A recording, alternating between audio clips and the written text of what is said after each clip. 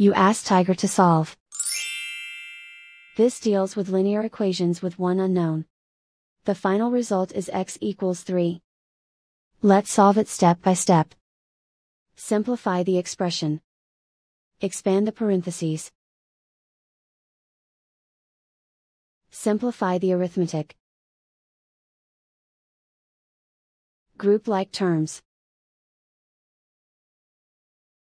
Multiply the coefficients.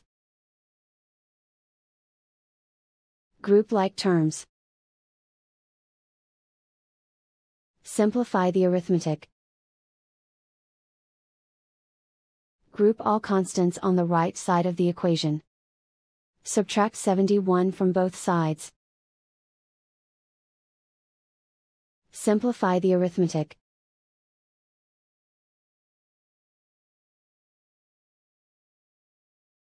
Isolate the x. Divide both sides by -5. Cancel out the negatives. Simplify the fraction. Cancel out the negatives. Find the greatest common factor of the numerator and denominator. Factor out and cancel the greatest common factor. And so the final result is x equals 3.